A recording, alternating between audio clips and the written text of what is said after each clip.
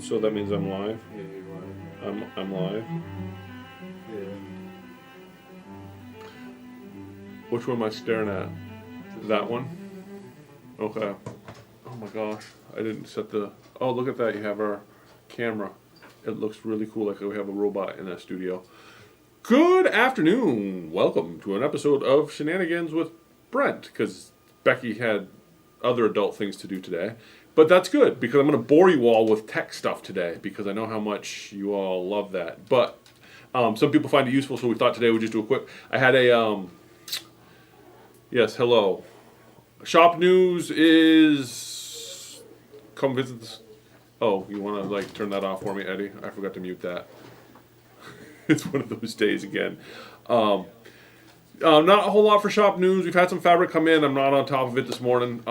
Classroom's almost ready to go. We're just waiting on the machines to get in here. We got the floor done, so be on the lookout for classes.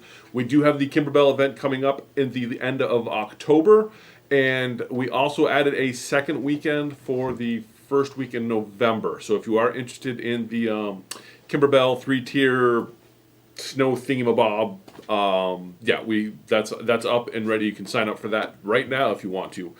That being said, I don't have giveaways or quizzes, because that's Becky's thing. And now I know she's going to be watching this and she's going to be like, why did you do any of that? But, it is what it is. She can yell at me for all of your entertainment next week. Anyway, so what do I wanted to get into? We're going to do a little bit of tech stuff this week, only because I had somebody actually messaged me and had some questions about the embroidery arm. Can you show the embroidery arm? The embroidery arm. And also, I was just going to do a quick review on how to get into the top of the Luminaire. So we'll just cover the quick how to pull the panels off. But but we haven't done a video on the arm yet, and most people are like, well, you really don't need to get into the arm much. But I figure somebody had some questions. I'll show you guys how to do it, what to look for in a few things. This is one of those things I would say take it to your dealer, but hey, everybody likes to know what's behind the curtain, so I figure we'll just get into it. So what we'll do is I'm going to start with the arm, and then after we get that done, we'll go back over and and we'll probably just get into the top end of the Luminaire. We've already done a video on this, so a little bit more in depth. So if we have time, I'll get back into that. But today I want to focus on the pulling an arm open. Now this is going to apply to not only the Luminaire. What I'm going to show you is probably also going to apply to a Dream Machine, a Dream Creator, and again, this is across also Baby Locks. The stuff I'll show you, like I said, I would say bring it to a dealer, but I'm going to show you how to pull a couple of the panels off if you really want to get in there and clean, and then a few technical things while we're in there. So without further ado, I just guess I'll get right into it. I know, Gene, there's no quiz. I'm sorry. I guess I could have a quiz. Do we need a quiz, Eddie? Should we ask a question? Okay, so I was bored the other day, and I found myself. We were up at the Sarah's camp in Maine, and she was cleaning, and I was bored. So there's an old Trivial Pursuit game, and I started reading Trivial Pursuit cards. And those are some funny questions when the game is 20 years old. It was quite interesting. Anyway, back to what we were talking about. Let's talk about the arm here. So what you're going to notice is the arm's huge. I'm going to first show you any real cleaning, pulling the cover off of this portion here is pretty straightforward.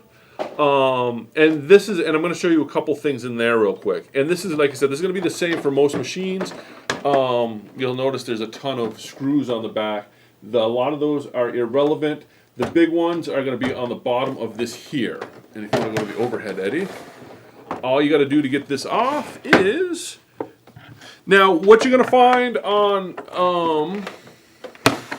What you'll find on a Dream Machine or a smaller, any of the other brother machines that have smaller arms, there's actually only one screw. You don't have all of these screws. There's it's a lot easier to pull apart. And those two screws come out. This just comes off. These are just plastic covers. I'm just going to pop these off for the sake of, and then all I'm going to do is pop this off. Now, what you'll find, like I said, on I don't even know if you need to go this far. On a Dream Machine and the smaller machines, like I said, you're not going to have as many screws. I think there's just one screw actually on the bottom side, and I think it's only on one side. And these just come off.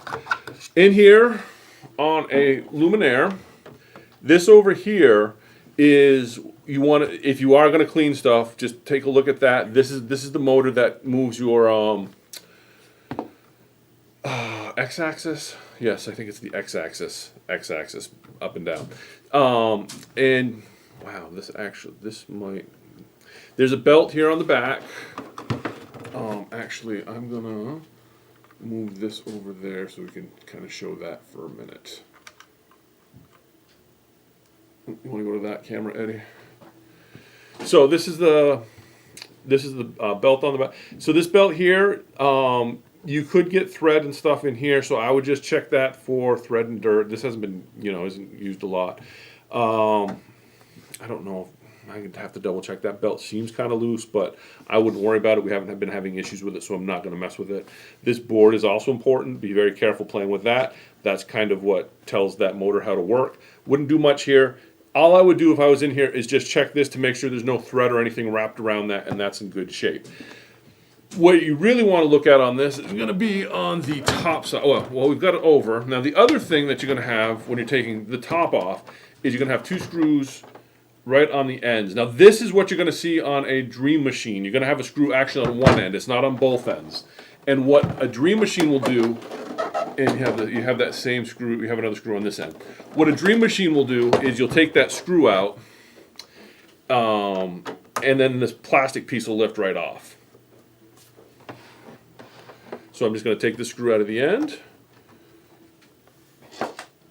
and we're going to take the screw out of this end here. Can you keep an eye on comments for me too, Eddie, and tell me if I'm missing anything?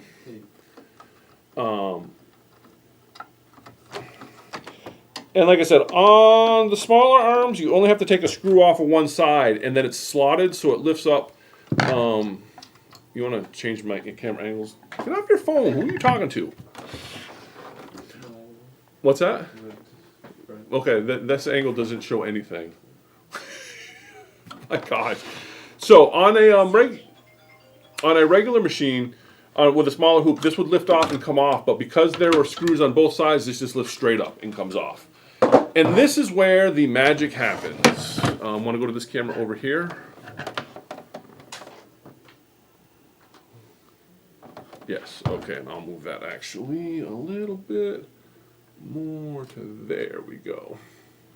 So you can kind of see what's going on. So if you do have any sort of dirt, debris, and dust in here, what you tend to find is you might have thread and dust and stuff up in here. The big thing you want to look out for is here on your belts. Just make sure that there's nothing in here interrupting that. I have seen where it gets like a thread wrapped around the belt and you get like a clunk or something as it moves. So that's all you're going to check. Not anything really to oil. All I would do is hit this with a vacuum cleaner. If you really did want to oil something, you could put a dab of oil on this rail. This is a rail here that it rides on. And you're not going to have this rail, and again, smaller arms don't utilize a thick rail like that. The really important thing that you want to, what I feel, not a maintenance thing, but a troubleshooting thing, since we're in here, we'll show you some of the magic, is underneath this cover here. This is what holds your hoop down.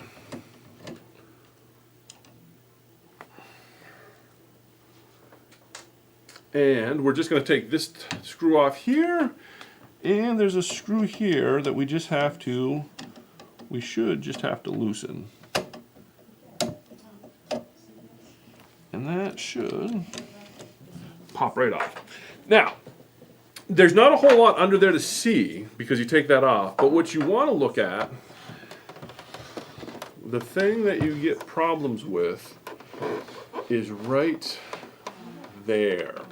So you've got a couple things going on here. These springs, if you have a hoop that goes in really tight, like all your hoops are really tight going in, you can actually, to fix that, you can flatten these springs out a little bit and it'll make your hoops a little bit less tight.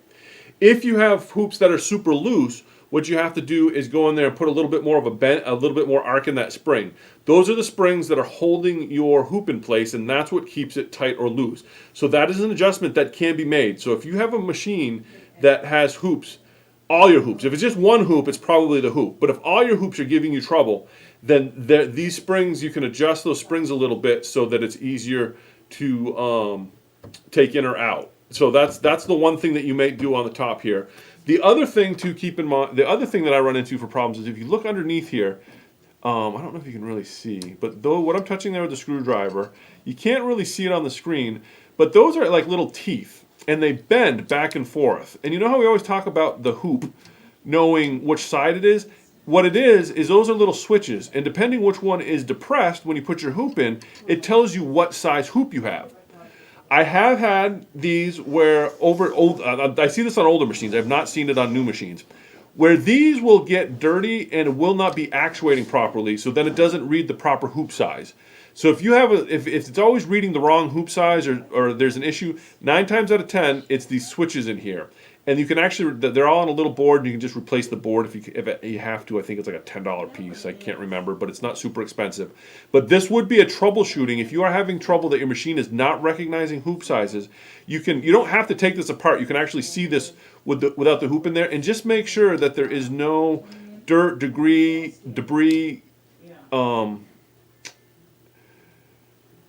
and other stuff clogging these up, because those switches are what affects the hoop size. So, are they picking up the noise in the studio, or are we good? You know, okay. So there's that. The other thing that you can also adjust is these top screws up here. This is where all the adjustment comes, and the only time you play with this, like I said, is if your hoops go in hard or out hard, or you can make adjustments here. That's the only reason I'm showing you this. From a maintenance standpoint, you pop this off, hit this with a vacuum cleaner and a brush, and you're good. But if you have issues, you can't, like I said, the big thing would be these springs, and then from a troubleshooting standpoint, if you don't recognize hoop size, it's going to be these switches here. So that's pretty much all you need for the top end of an arm. You want to zoom back out? Well, I'm just going to throw this back together real quick. And I'm just going to throw that on because that's a little tiny piece and I don't want to lose that.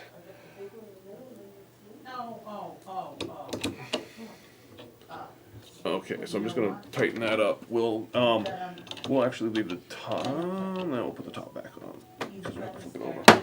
And then all we're going to do is just put our top rail back on. And like I said, if you had a smaller arm, it would go in on an angle and then flop down. But because this one has, because this one is the longer Luminaire arm, it has screws on both sides. And I'm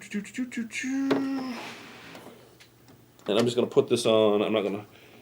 Now, and then we're going to take this top plate off after I put this back on. I'm just putting this on so I don't lose the pieces. But the top plate,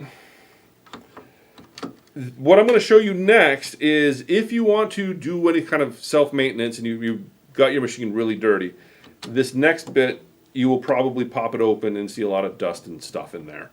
A lot of times what I would say is if you do want to clean your arm, easiest thing to do, again, on a Dream Machine arm and below, you're going to have a slot up here that your arm rides in. On a Luminaire, your slot is on the sides, and you have that actually on both sides, that slot. What you do is basically just put a vacuum on there and press go and just suck up the dust from in there. If the slot's on the top, just put a vacuum in. That's a quick, easy fix, a quick, easy way to clean it. But I'm going to show you how to pop this cover off if you want to really get in there and clean it good. And all you do is flip it over, and you'll notice, you want to go to a top-down shot, Eddie? You're going to see there's a ton of screws holding this together. You don't need to take them all out.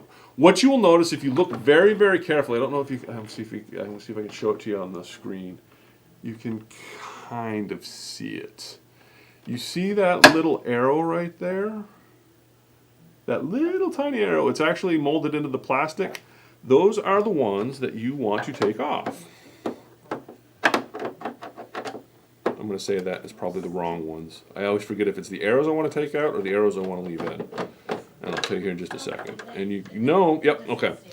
And you know it's the arrows you want to take off because one of the things, actually switch over to this guy here. I'm going to show you just a little tech tip. if you're taking your machine apart, anything that has a coarse thread like this, that screws into another piece of plastic. And if this one here, you'll notice it's a much finer thread, that's going to go into something metal.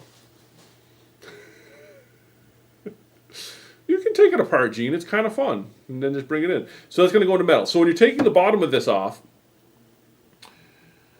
yes, I will show you where the bobbin locator is in just a second. I'm just going to finish this real quick. So when you're taking the bottom apart, these are the only ones you want to take out. Any of the core screws, because that's just holding the bottom plate to the top plate. Any of the other ones, if you take out a metal one, I'm going to take a metal one out and show you. This. So you want to go back to an overhead, Eddie? I can tell you right now that this one doesn't have, like I said, there's a little arrow in the plastic on this. On this one here, it doesn't have an arrow, and I'm going to show you what's interesting about this one. I'm going to go over to this here so I can show them what this looks like. Notice it's much shorter, and it's a much finer thread. So this is going into metal. So all this is doing is holding some internal piece to this bottom shell. So we don't need to take that out to get inside and look at the bottom shell. So I'm going to put that back in.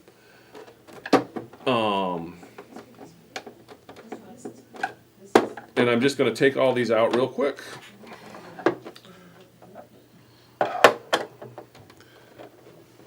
Like I said, this is very exciting.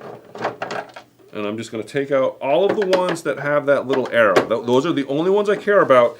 And I know that they're the right ones when I take them out because they have the coarse thread on them. And the coarse thread versus machine thread also holds for if you're taking the plastic off your machine. When you start putting it back together, you're like, well, which one goes where? Coarse thread is always going to go back into plastic. The finer thread goes into metal components. I don't know why you'd need to do this because I bet most people watching this are like, I'm never going to do this. But hey, you get to see what it looks like underneath the skin. And a lot of times what I'll do is I'll actually just leave the screws in there and then take the whole thing off as a single piece. But if you do want to clean, that's all you want to do is take all these screws out. Look at my sausage fingers, Eddie. Looks like I got these giant meat mitts when I look at them on the screen. I don't have delicate hands. I have giant carnival hands. No? Okay. So there's that. And I'm just going to pull this one out real quick. And we're going to pull this one out. And a magnetic screwdriver really helps. Otherwise, you have to loosen them all and turn the whole thing upside down.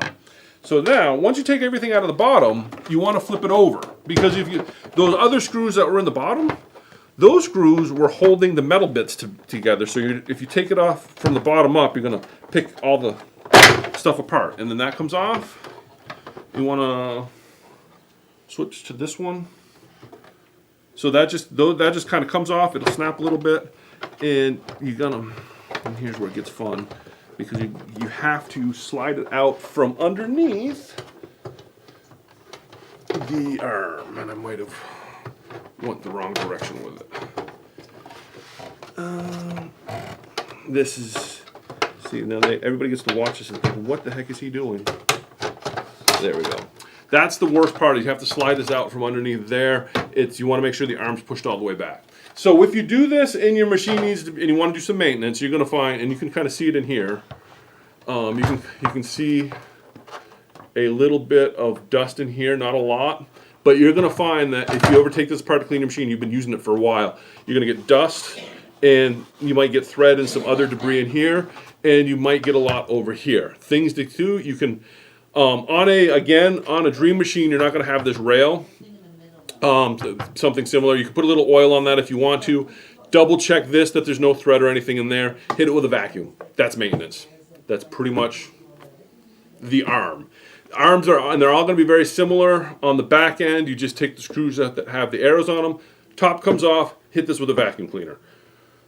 That's it for maintenance on the arm. We usually don't do a lot of maintenance on the arm because you can see not a lot gets in the arm. The arm's pretty straightforward, and if you look closely, you can see that all of your debris and dust is here and along here. Not a lot here, more on this side. And if you get a good vacuum cleaner, just running it along the side, the openings where this slides, you're going to get all that picked up. So it doesn't. So there's really no reason to ever get this deep into it, but somebody had a question, and you know, some people like this sort of stuff, and you know, I haven't done it for a while, so I thought I'd pull it out, and now you all know what it looks, what an arm looks like.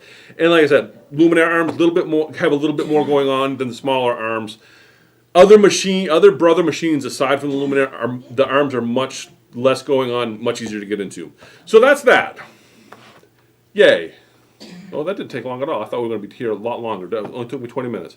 We're not going to put it back together. Well, we could put it back together. We'll have to put it back together later. Because we want to talk about, I want to switch views here. We're going to talk about this guy over here now. Because I know there's questions about Bob. There's a few things on here that I'll show you. Like I said, we covered this once before, but we'll cover it again since we're having a tech day. And if you have any questions while I'm in there, holler at me. This little bit more, whenever you get in here, pop your top off. What we're going to do is we're going to get into the top, we're going to pull the top half off, I'll show you that, and then I'm going to show you how to pull this end off and this just to get into the clean. That's as deep as we're going to get into that. Want to flip over to this camera here?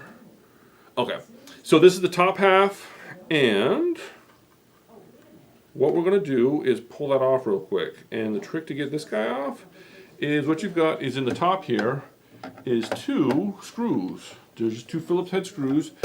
And you can take them all the way out if you want. Technically, you shouldn't have to. You just have to back them off a little bit. And that just slides right out the side like that. You can take, and you can see the screws there. You can take them out if you would like to, but I find that just loosening them is probably enough.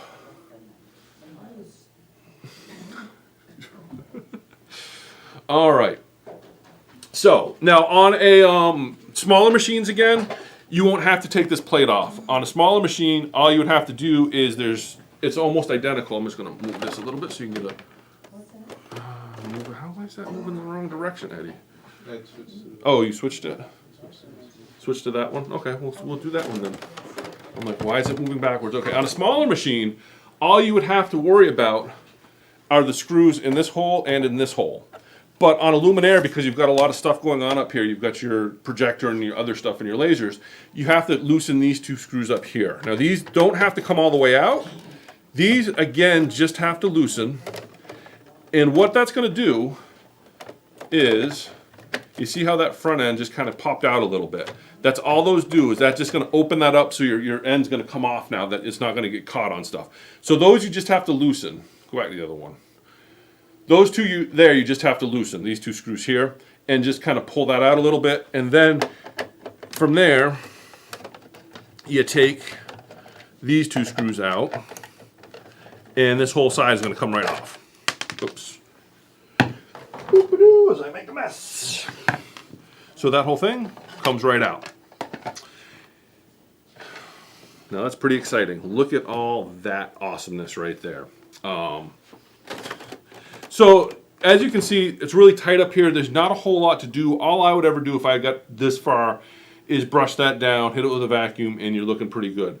The reason that you may want to get into here, and I don't know why, like I said, we're probably into the area where bring it to a dealer, but hey, you know, we're having fun. The reason you may want to get into here is this right here is your take-up assembly, and inside here sometimes you will get thread wrapped around the, let's see if I can, see that guy moving? Yeah. Sometimes you will get thread all caught up inside here, and you have to clean the thread out, you got to get in there. Now, one of the things is you can pop this off to get a good look at what goes on in there. All you do to pop this off, and I probably didn't, do you have a, can you hear me, that small screwdriver you got right there? You put tape on it? Why? Well, that's the one I need. There we go. Okay. That'll work. That'll get the job done. Sometimes I love you, Eddie. You're the best. All right. So, what you would want to do is you get a small flathead screwdriver. Well, this was a flathead screwdriver till somebody got bored and put tape on it. And then what you do is you pull this out to the side, because if you look closely, let me see if I can angle that so you guys can see what I'm doing in there. Yes, perfect. What you can see is right there, you see that little nub that's in there? And if I go like that, you see how that creates a little bit of space? All I'm going to do now is put this in there and pick that plastic up so it clears the nub. and pull it from the bottom. And then this just slides. Well, it should slide out, but because I was messing around with the take-up lever, you got to make sure the take-up lever is out of the way. And that just comes right out. Now, like I said, you may never have to get here if you live 4 hours away and you want to play with it because you got it all screwed up. This is important because this is where you would be able to get in here, and you can see this area right here. I feel like I have a hairy screwdriver with all that stuff you put on it, Eddie. You would sometimes get thread wrapped around this, and that can actually jam your machine up in really good shape. I've seen that happen. Not so much on Luminaire's older machines, but if you get thread stuck in there, that will cause problems. And so I have had to take this apart to get in there and clean this out. And if you're at home and it jams up and you've got thread around it, this is how you would get in there. You get in there with a pair of tweezers or pliers and start pulling thread off of that right there, because you get thread wrapped all around that. Let's see, that's a little bit better angle right there. You get thread all wrapped around that, and that causes trouble. But that's as far as you need to go there. Well, since we're here, let's just pop this off. That little plastic cover comes off, and this is going to be your upper tension assembly. This you can take off without taking that front end off. Without taking all this off, you can just pop this off, and this is because that's where your tension's at. Sometimes you want to get in here because you will get thread or debris stuck in this. So when you're, of course it's not going to do because I don't have it turned on. So when this closes to put tension on your machine, if you've got something stuck in there, it's not going to have any tension. This is probably the #1 thing I run into on sewing machines. When somebody calls me up and it's like, my tension's gone. It's because there's a piece of thread broke off and got stuck in there, or there's something just stuck, not allowing this to close all the way when you're sewing. So then you have to get in here and just clean that out. The easy clean without taking it all apart is to floss some stabilizer in there, and that usually cleans it out. But if you have to get in here manually, this comes off with a screw, and you can get in there without taking all this off. That is something I could see you doing at home. I should probably clip this out of this entire video and say this is something you should look at sometimes. But that is something that I can see happening.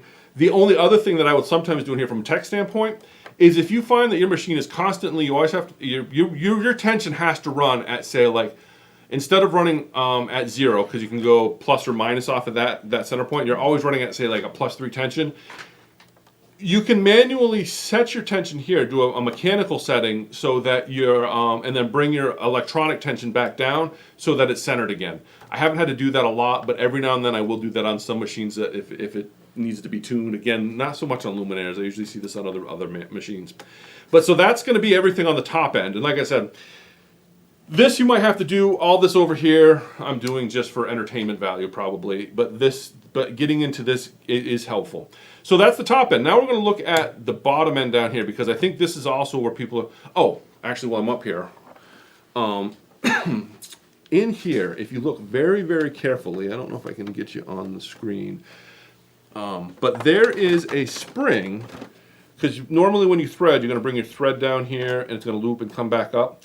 Well, there's a spring, I don't know if you can see it right where this is at, that's in the notch where your thread comes back up. And that spring goes up and down as you're sewing. It goes up and down as your take-up lever goes up and down, up and down. If that spring isn't springing, like it gets stuck or it's not moving, two things happen. It's a check spring, so your stitches might look a little funky.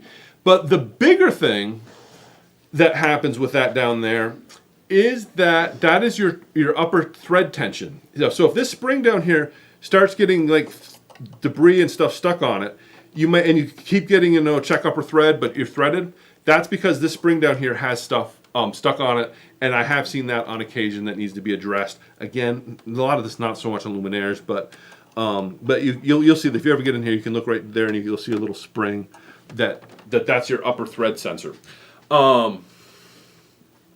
Good question from Gene. While you're in here, is there anything you need to oil? Technically, no. But if you are in here and you do want to oil, one of the key spots that I would look at oiling is, you see how that goes up and down? I actually got a little bit of fuzz there. But where this shaft here slides up and down into that bushing right there, I would just put a drop of oil on that shaft, and that will lube everything that you need there. The other place you may want to put a drop of oil is right in here on that part that spins. And that is in, there's a couple in maybe down here. Pretty much anywhere where you see metal, where metal is moving within metal, a drop of oil isn't gonna hurt. The big one, like I said, would be here and probably over here. This is the one that if you, especially here, because if you get thread wrapped around that, that will lose some of its lubrication and you might get a little bit of a squeak there. Like I said, I usually see that on older machines, not so much these, because they haven't been around that long. It's usually like a 20-year-old machine. A little bit of oil there, it goes a long way for a squeak. But that's going to be pretty much it. The main place if you do want to put a little oil is right here, but the truth is you can get that same oil spot by putting your needle all the way down and putting a drop of oil on the top half and picking it up real quick before all the oil runs down the shaft. So that's where you'd want to put oil if you're going to do oil up here. Is just there. This right here, be careful of this. This is your projector. Your projector's this unit right here. Like I said, don't get scared of it, but if you start beating on it and moving that a lot, it's going to change the calibration. But that is your projector, so you don't want to put oil on that or put hairspray on it or whatever you're doing when you get in here playing. This is important to be careful of. And then just be careful of your connections. I mean, if you take this off like you're supposed to with the open it, you shouldn't have any trouble. But that's just something to be aware of, that's your projector. So if you start using oil, careful not to get oil on any of that. So far so good? Okay. How many people have I bored to death already? Now let's get into the bottom, since we're taking stuff apart. First thing I always do is take off my needle plate. Yeah, this one definitely needs a cleaning. And let me position that a little bit better so you can all get a better idea what we're doing. All right. So first thing we want to do is you want to give me the angle on this here. And this is going to hold true for everything right down to a 1350 is going to be very similar to this. First thing you do is you got two holes here. That hole is just an index for when you put your tray on. The bottom hole actually is where your screw's at. And all you're going to do is take that screw out. Pretty straightforward there. And one thing, whenever I take this apart, I always put my end out. I actually use that for a tray. So a lot of times when I'm cleaning, this is the first thing I take off. That becomes my screw bucket. So if there's extra screws in there when I'm done, I know I forgot something. Excuse me. So you're going to take that end off. The other thing you're going to do is, while you're over here, let me see if I can get this turned so you can see what we're going to do in there, is you're going to notice there is a tiny little screw right there. There is on top of the mic, so that's not good. Oh, well, that screw right here, that screw just needs to be loosened. You don't want to take it all the way out. And now that I've shown you where it's at, I'm going to come back around front here so I can get at it.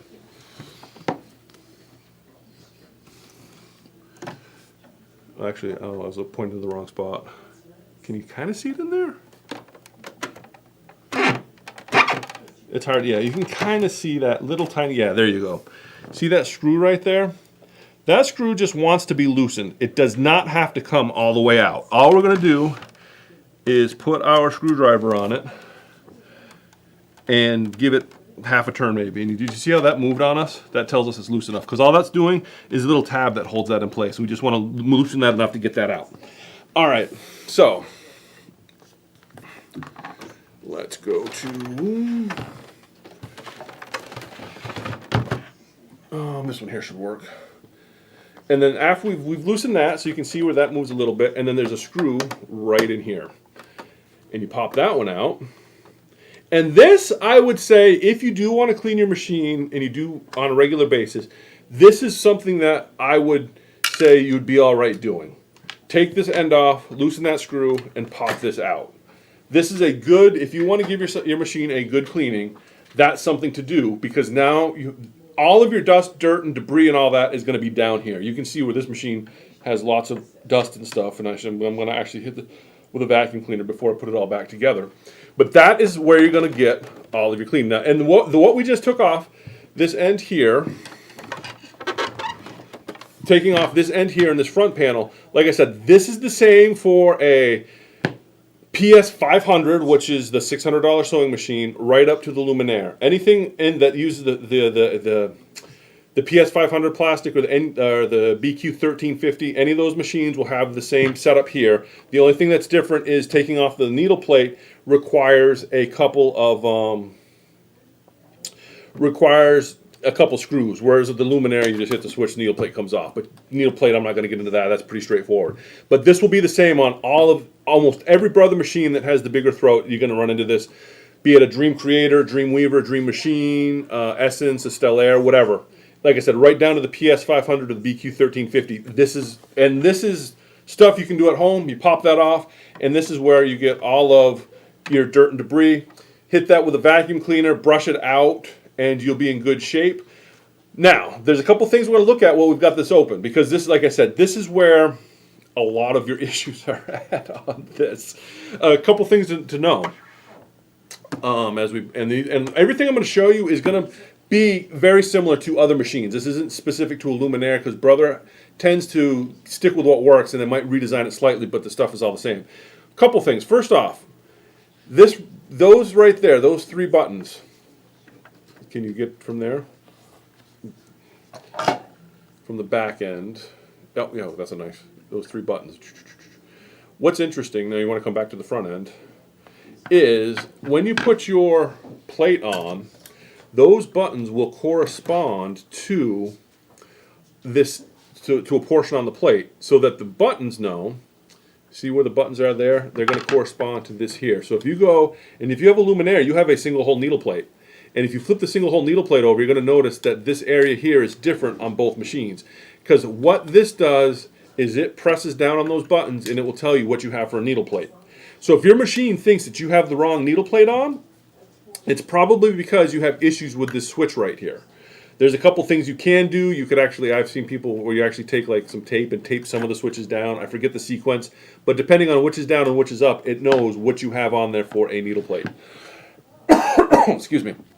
So if you're having issues where it's telling you it's the wrong needle plate, first off, and you usually don't see this on Luminaires because of the way the needle plate goes on, but like on a Dream machine where you have the screw that holds it down, if you're not screwed down tight enough, it doesn't press these buttons, and that's why it will tell you that you have problems. That's one sensor. The other sensor that's on here, and you're not going to see it on a Luminaire because of the way that they do the needle plates here, but on a Dream machine and below, there'll be another sensor right here because you have the 2-piece needle plate. You're going to have the metal portion and the plastic portion. This sensor here catches the plastic portion to know if that's off or not. So those are 2 things to look out for if you're ever troubleshooting problems. Those are 2 switches that can cause problems. And those will get messed up if you just have dust in them. Dust or dirt gets in here and they don't actuate properly. It'll give you problems. So just check those. The next thing you would want to check while you're down here, let me probably center that a little bit more. Oh, you know what? We're really going to zoom in on this so you can all get a good look. I realize that because I think, there we go, a little bit better. So yeah, so that's going to be your switch plates there. And then like I said, on a Dream machine, you'll have another switch that's going to be over here. This bracket's a little different. There's a spot right there for another switch on a Dream machine. And those are the 2 ones that I would check if you're having issues with your needle plate, not properly, like it's telling you need to change your needle plate or whatnot, it's going to be there. The other question that somebody asked was, where is the bobbin sensor? And this is a lot of fun. So I'm going to pull out my bobbin in my bobbin case. And this machine is a great example because it might have problems. It might not tell me when my bobbin's empty. You want to zoom in on that from your angle? Can you see all that fuzz in there from where you're at? Yeah, you're gonna see if you can get that magic. You can kind of see it from where Eddie's at, but if you are, yeah, you're really not seeing it. But if you can see that right there, I'm just gonna move it. See that fuzz, that right there. This machine may have had could potentially have problems with not knowing that it's out of bobbin, because if you look closely, you'll see here. I'm going to put my finger on the back side. Do you see that hole right there? You can see my finger. So what happens on your bobbin sensor is there is a little eye right over here. You can kind of see this little bitty bit of brown right there. That is the board that the eye sensor sits on, and there's a little laser eye that looks across your bobbin. And what it's doing is when this spins, you'll notice you've got that hole right here. You've got that hole right there, and as it spins, that hole opens up so that the laser can shoot across from there to there. I don't know if you can see it. So there's a little laser that shoots from here to here. When that laser connects, it tells you that you're running out of bobbin. That's how it knows. It shoots through that little hole, and you can kind of see over here there's another little board, but those two boards talk to each other, and if they connect, it says you're running out of bobbin. Biggest thing that happens is you can see those two holes. Well, what happens if we get dust, or in this case a lot of lint, in front of those two holes? It's the laser doesn't get all the way through. So the laser doesn't go from here to here because you got lint in here, and then your bobbin sensor's not going to work. That is the number one thing when somebody's like, well, didn't tell me I was running out of bobbin, and you pop this up, and like this one may or may not actually set off the bobbin sensor because it's got so much lint in there. But that's what's happening is the laser from here to here, there's cutouts so that it connects, and the minute it connects, it knows it's out of bobbin. But if you've got too much stuff in there, it's not going to know you're out of bobbin because it's the laser's not connecting. So that's where your bobbin sensor's at. And if it's always telling you that you're running out of bobbin or that your bobbin's low but you're not, then there's actually a problem with the sensor because by default it's going to not connect. It's going to tell you that you have plenty of bobbin. For it to say that you're running out of bobbin, there's something going on with the sensor, and the way you check that is, just put a full bobbin in there so it can't connect, and that should turn that off. But that's why if you constantly are run out of bobbin and it doesn't tell you, check this for dirt and debris. The other thing that sometimes happens is the lint itself may not be. Let me look at all that. Excuse me. The lint itself might not be in here. Let me just change my angle of the machine so you can get a better look on this. If you look carefully, as I make you all seasick, what you'll find is in this area here, so you get a much better view of where the board's at, right underneath here, if you get lint trapped on the back side of the bobbin case between that and this board, that's in front of the bobbin sensor. And so it again will keep the laser from shooting, or laser or sensor from shooting from here to here, so that never connects because you've got dirt behind there. That's the number one reason. Usually the lint's not in here. The lint is usually behind here, or it's trapped up underneath here. Let me push that out a little bit so you can see what my second place I was pointing. So you either have lint caught up in here, or lint over here behind, so that laser's not talking. So if you're running into bobbin sensor issues, that's the biggest issue is that right there. You're going to have some lint or some fuzz or something interrupting that. The other big thing that you may run into while you're down here is going to be your cutter. Your cutter is right here. Actually, on this machine, your cutter is right here. What happens is this little finger here shoots out, grabs your thread, pulls it back, and then there's another set of fingers that comes out, pull it off to this blade. So that blade can sometimes become dislodged. I've seen this where this is the tip of the blade. If you hit that just right, and then you put a vacuum cleaner in here, you can actually suck that blade up with a vacuum cleaner, and then it doesn't cut anymore. So if you're like, why doesn't my machine cut? Just look inside of this little white bracket, and you can see it, that there's a blade. If you don't see a blade in there, that means that it's not cutting because there's no blade to cut. And that blade also can be replaced. It's very easy to replace that blade if you have a dull one. So that's the thing to look out there. And the only other thing that I sometimes run into in this is, like I said, when you cut your thread, you see how that little finger comes out and comes back? Sometimes what will happen is you'll get something that, if you get a lot of lint in here, you'll get this gear down here jammed up. So this stays out. And then you try and sew, and this little finger that's supposed to pull the thread in for cutting gets caught with your bobbin thread and makes a huge mess underneath, and you're like, oh my gosh. If you ever run into that, vacuum this all out, turn your machine off and restart it, because whenever you start a machine, you hear that clickety-clack buzz sound. That's like all your motors are actually running a self-diagnosis, and that'll send this out and come back and a bunch of other stuff. So best thing to do whenever you get down here is clean this all out, restart it, and everything kind of resets itself. But you can see where that kind of comes out. But if this gets gummed up, you will run into problems where the cutter will go out and not come back, and will go out and get caught with thread as it comes around. But that's like most of your problems on a machine are going to be down here if you run into anything. Aside from the tension issue, aside from gunk in the tension up here and maybe thread getting wrapped around, a lot of technical stuff like the bobbin sensor and stuff is in the bottom half. But that's, and then to put it all back together, just watch this video in reverse and you can see how that's done. Yeah. Cutting mechanism, if you take this screw out, I'm not going to do it because this is something you should never have to do. This screw and that screw, this whole cutting mechanism actually lifts right off. So if you had to get under here and clean, you could.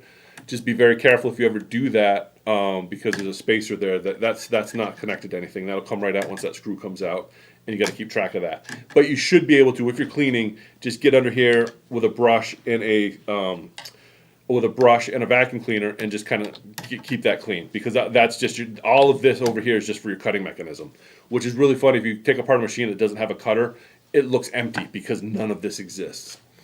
The other thing while we're in here, if you're machine embroidering a lot, and that's all you do for the last 10 years, all you've done is machine embroidery, what will happen, and this was a problem on the Quattros, which is the predecessor of the Dream Machine, is this pivot point here and this pivot point here actually will freeze up from disuse, because if all you do is embroider, then your feed dogs aren't moving. And over time with Quattros, they found that these I haven't run into this with Dream Machines or Luminaires. I think they fixed it with the Quattro. But if you ever know a machine that you've been embroidering, and what was always funny is it's got a 6-year warranty, and it's usually year 8 that you realize, oh my gosh, my feed dogs don't work, but I've never used them, so it's never worked. Well, no, they work. You just got to put a drop of oil here, and then put a drop of oil, and then wiggle your feed dogs back and forth, and it loosens it right up, and you're good to go. But that is something, if you are down here and you don't do a lot of sewing, putting a drop of oil right there and right there is not a bad idea, because, like I said, if you're not sewing and this pivot point's not getting exercised, on the Quattros especially, those had been known to seize up. I haven't seen it since then, but like I said, to fix it was you put oil on there, wiggle it, and it's good to go. But that's just a good one while you're down here. Just take an eye on that. Like I said, a drop of oil there and there, and you're probably in good shape. And I think that's everything that I wanted to cover. Hopefully it was interesting enough for you all. I'm probably lost a lot of you because it's not the normal fun that we have with Becky, but it's just good kind of info. I would, like I said, honestly, this is not stuff that you should have to do. Bring it to the dealer and they'll take care of it for you 9 times out of 10.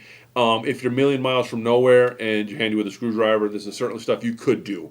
And if you wanted to try it and then you brought it into me, I wouldn't tell anybody, would get you sorted. But like I said, you're not going to really do anything major. Getting into the arm, I would just take the plastic off, hit it with a vacuum cleaner if you really, really want to. But even, like I said, I don't do a lot with the arm. Most of the stuff that I would do would be with the bottom end that you just saw.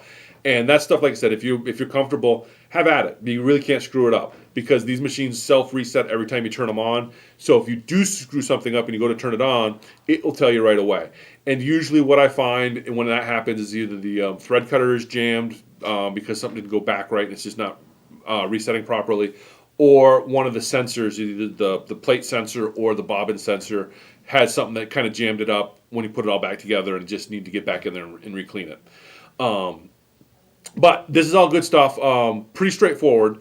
And if you are watching this at home and you tried this and you got into trouble, call us. I can walk you through at least get you back up and running if you run into trouble. That's what we're here for. But that's just, like I said, maintenance. Just hit it with a vacuum cleaner. That's all you really do. You can see this one needs to be vacuumed. And that's all I would do. I would brush this and hit it with a vacuum, and this thing would be ready to go without a problem. But you can see the lint that built and the fuzz that built up in this, and that's just from regular use. If you're not using your machine very often, you don't need to do this very often. If you're putting a lot of hours on your machine, pulling the bottom half off maybe once a month, the screws in the side, and just hitting with a vacuum, you're in good shape. You shouldn't have to do a lot with the top end because there's a thing called gravity. And what gravity does is pulls everything down, which is why, like on old machines, everybody's like, well, I can't open up my new machine, because old machines, you could take that door on the top and play in the top. But all your dirt is on the bottom. You shouldn't have to take the top end apart because gravity pulls everything right down. we'll pull everything to the bottom, brush, vacuum, and away you go. On the top, you could put some oil, but I wouldn't worry about that too much. I'm rambling at this point. I don't see any super questions, but yes, lefty loosey. I'm just going to look real quick. Yeah, lefty loosey, righty tighty. That is good advice. And stuff does not have to be super tight. You don't want to have like you don't have to make stuff super duper tight. You just want it just snug screws up. That's all you got to do to keep everything in place. The way these are made, snug it up, you're good to go. You don't have to really wrench on it and strip stuff out. I've seen that on machines that people do themselves, especially like how we talked about the core screws versus the fine screws. A lot of people over torque these core screws, and what they'll actually do is ruin the plastic housing that they're in. So you just got to snug stuff up. That's all you got to do. And I think I'm just looking at comments real quick, make sure I'm not missing anything. Vacuum brush do you use? That's a good question. The best, what you can get, which works out really nice, is we used to carry them in the shop, and I suppose I could get them again, but you can get them on Amazon for $25 or $30, and we were selling them for $50. So I was like, why would I sell them when you can buy them on Amazon? Is keyboard vacuums. They make they make a little kit that will attach to a shop vac for keyboards. It's got a little brush on it and different size heads. That works fantastic. Because you can just put it on any shop vac you have, and it'll clean out your machine. So most of the stuff related to electronics or keyboards, electronic type stuff will work just fine on these machines. The one thing to avoid, since we're here talking about this, and I have another 10 minutes to kill if we stick to our hour format, is avoid canned air. I know a lot of people like to use canned air. They think canned air is great because that, again, came over from the electronics world. Hey, I'm just going to put some canned air on my keyboard. Bad idea. What happens with canned air on a sewing machine especially is all of that just pushes the dust to the... Want to switch to this for a second, Eddie? All canned air is going to do is you're going to blow canned air and it's going to push all your dust that way. And if I was to take this apart, you saw how dusty this was up here. If I was to take this apart right now and pull this whole case apart, you will probably find there's no dusted out on this side of the machine. It's very rare that you're going to get dirt, dust, debris, and thread past this point. If you use canned air, you're going to blow it all over there. It's going to pack in over here, and you're going to have all sorts of trouble. So don't use canned air or an air compressor. If you are, because I will use it sometimes, blow from this. Take all this off and blow this way. Don't blow that way, because you blow that way, it gets where it shouldn't. Whereas this way, it will leave the machine. So that's just something to keep in mind. You want to. So that's just something to keep in mind. You can use canned air, but make sure you're blowing it out. I took apart a machine once that they were religious about cleaning their machine, and they told me, they were sure to tell me they have an air compressor, and they make sure. Took that machine apart, and they couldn't figure out what was wrong with it. Pulled the plastic off. It was just packed full of lint and stuff on the screen side, so it wasn't getting good airflow. I'm surprised it didn't burn the machine up. It can cause all sorts of trouble. So avoid canned air, or if you are going to use it, make sure you're blowing it in such a way that the dust and stuff has a way to get out and not get packed up on the other end of it. Just another quick one while I'm sitting here, because this was a Reddit one. Because like I said, I look at Reddit sewing groups. I'm just going to show this to you real quick. This is a real easy. Some people have this question, so I'll just throw this out here. Want to go to this camera real quick? Bobbin winder. It's inevitably you're going to get thread stuck underneath. The way these work is you just grab them and pull it up, and it comes right off. So if you get thread stuck under there, you can pull that off, pull the thread off, and this will go back on. If you look at this sideways, it's got that little nub. That is on the down. That goes down. It's going to stay flat on top, and there's a notch in there that lines up with the notch there. So that's all you got to do there.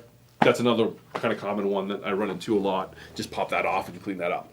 So that's machine maintenance, I guess, 101, basics. Anything, I probably got into stuff you won't do at home.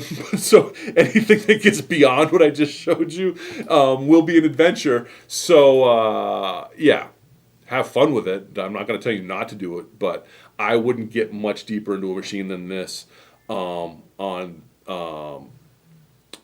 your own. You can, like I said, if you're comfortable with it, but this is the basics. If you've got to get further than this, go talk to your dealer. That's what they're there for, and especially on a Luminaire, because it's going to be under warranty, and they'll take care of it. But like for maintenance and cleaning, once a month, pop that bottom off, vacuum it out. I think that's an upright vacuum. Hold your vacuum up and try and get it. Okay, maybe 102. But anyway, thanks for watching. Hope you all got something out of it. And like I said, if you have any questions, don't hesitate to shoot us an email, give us a call, or message us on Facebook. If you message us through Facebook on a weekend, this happens a lot. You're weekend sewing and you're running something on your machine. Message us on Facebook. If I'm in civilization, I'll get back to you usually within about a half hour to get you sorted. But anyway, thanks for watching. Sew on and be excellent to each other.